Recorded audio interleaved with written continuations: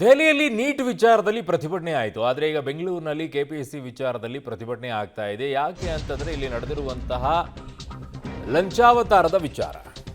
ಏನ್ ಕೆಪಿಎಸ್ಸಿಯಲ್ಲಿ ಫೈಟು? ಒಂದೊಂದು ಹುದ್ದೆಗೆ 80 ಲಕ್ಷ ಲಂಚ ಪಡೆದಿರುವಂತ ಆರೋಪ.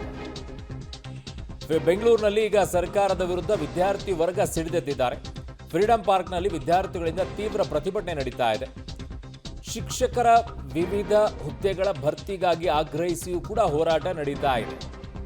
ಕೆಲವು ಹುದ್ದೆಗಳಿಗೆಲ್ಲ ಪರೀಕ್ಷೆ ಆಗ್ಬಿಟ್ಟಿದೆ, ರಿಸಲ್ಟು ಬಿಟ್ಟಿಲ್ಲ. ಪಾಪ ಆ ವಿದ್ಯಾರ್ಥಿಗಳು ಕಾಯ್ಕೊಂಡು ಕೂತಿದ್ದಾರೆ. ಇನ್ನುಳಿದಂಥದ್ದು ಹುದ್ದೆಗಳ ಭರ್ತಿ ಮಾಡ್ಕೊಳ್ಳಿ ಅಂತ ಕೇಳ್ತಾ ಇದ್ದಾರೆ. ಇನ್ನುಳಿದಂಥ ಭರ್ತಿ ಆಗಿರೋದಕ್ಕೆ ಲಕ್ಷಗಟ್ಟಲೆ ದುಡ್ಡು ಕೇಳ್ತಾ ಇದ್ದಾರೆ. 80 ಲಕ್ಷ ಅಂತೆ ಒಂದೊಂದು ಹುದ್ದೆಗೆ.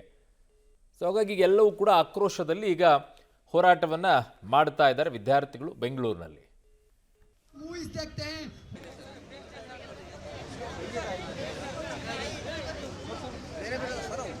ಸೊ ಹಾಗಿದ್ದಾಗ ಅವ್ರ ಆಗ್ರಹಗಳೇನು ಅನ್ನೋದನ್ನು ನೋಡಬೇಕಲ್ವಾ? ಭಾಳ ಮುಖ್ಯವಾಗುತ್ತೆ.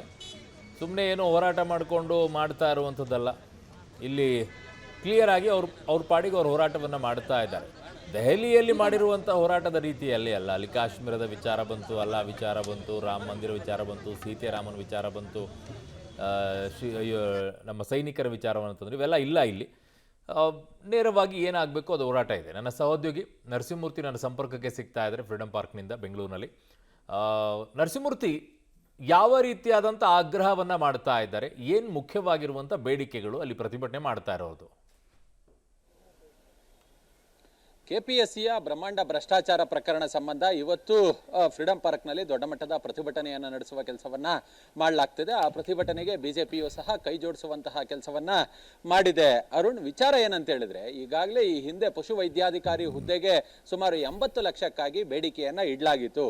ಯಾರು ಎಕ್ಸಾಮ್ನಲ್ಲಿ ಪಾಸ್ ಆಗಿದಾರಲ್ಲ ಅಂಥವ್ರು, ಯಾರು ಇಂಟರ್ವ್ಯೂಗೆ ಬರ್ತಾರೋ ಅಂಥವರ ನಂಬರನ್ನು ಕೆಪಿಎಸ್ಸಿಯಿಂದ ಪಡೆದುಕೊಂಡಂತಹ ಬ್ರೋಕರ್ಗಳು ನೇರವಾಗಿ ಅವರಿಗೆ ಕರೆಯನ್ನ ಮಾಡಿ 80 ಲಕ್ಷಕ್ಕೆ ಡೀಲ್ ಕುದುರಿಸುವಂತಹ ಕೆಲಸ ಮಾಡಿದ್ರು. ಅದ್ರ ಜೊತೆಗೆ ಕೆಲವರ ಬಳಿ ಅಡ್ವಾನ್ಸ್ ಅನ್ನ ಸಹ ಪಡೆಯುವಂತಹ ಕೆಲಸವನ್ನ ಕೂಡ ಮಾಡಿದ್ರು. ಈ ಸಂಬಂಧ ಕೆಪಿಎಸ್ಸಿಯ ಅಸಿಸ್ಟೆಂಟ್ ಸೆಕ್ರೆಟರಿ ವೀಣಾ ಎಂಬುವವರು ವಿಧಾನಸೌಧ ಪೊಲೀಸ್ ಠಾಣೆಗೆ ದೂರನ್ನ ಕೊಟ್ಟಿದ್ರು. ಆ ದೂರಿನ ಆಧಾರದ ಮೇಲೆ ಇಬ್ಬರು ಬ್ರೋಕರ್ಗಳನ್ನ ಅರೆಸ್ಟ್ ಮಾಡುವಂತಹ ಕೆಲಸವನ್ನ ಕೂಡ ಮಾಡಲಾಗಿದೆ. ಅದ್ರ ಜೊತೆಗೆ ಮಂಜುನಾಥ್ ಎನ್ನುವ ಸ್ಪರ್ಧಾಕಾಂಕ್ಷಿ ಕೂಡ ಒಂದು ದೂರನ್ನ ಕೊಟ್ಟಿದ್ರು. ಇದಲ್ಲದೆ ಮತ್ತೊಂದು ಬ್ರಹ್ಮಾಂಡ ಭ್ರಷ್ಟಾಚಾರದ ವಿಚಾರ ಇದೆ.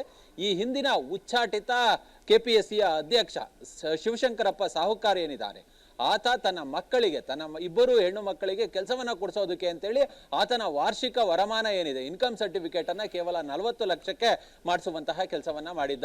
ಈ ಪ್ರಕರಣವು ಸಂಬಂಧ ವಿಧಾನಸೌಧ ಪೊಲೀಸ್ ಠಾಣೆಯಲ್ಲಿ ಪ್ರಕರಣ ದಾಖಲಾಗಿತ್ತು. ಇದೀಗ ಇಡೀ ಫಿಲ್ಟರ್ ಅಂದ್ರೆ ಇಡೀ ಕೆಪಿಎಸ್ಸಿಯ ಆ ಕರ್ಮಕಾಂಡದ ತನಿಖೆ ಏನಿದೆ ಅದು ಸಿಬಿಐ ಇಂದ ತನಿಖೆ ಆಗಬೇಕು. ಅಲ್ಲಿರ್ತಕ್ಕಂಥ ಎಲ್ಲರನ್ನ ತೆಗೆಯುವಂತಹ ಕೆಲಸವನ್ನ ಮಾಡಬೇಕು. ಮತ್ತೆ ಪಾರದರ್ಶಕವಾಗಿ ಎಕ್ಸಾಮ್ಗಳು ನಡೀಬೇಕು. ಅದಕ್ಕೆ ಬೇಕಾದಂತಹ ಒಂದಷ್ಟು ರೂಲ್ಸ್ ರೆಗ್ಯುಲೇಷನ್ ಅನ್ನ ಮಾಡಬೇಕು ಅನ್ನೋ ನಿಟ್ಟಿನಲ್ಲಿ ಸ್ಪರ್ಧಾಕಾಂಕ್ಷಿಗಳು ದೊಡ್ಡ ಮಟ್ಟದ ಪ್ರತಿಭಟನೆಯನ್ನ ನಡೆಸುತ್ತಿದ್ದಾರೆ. ಓಕೆ ನರಸಿಂಹಮೂರ್ತಿ, ನಿಮ್ಮೆಲ್ಲ ಮಾಹಿತಿಗೆ ಧನ್ಯವಾದಗಳು.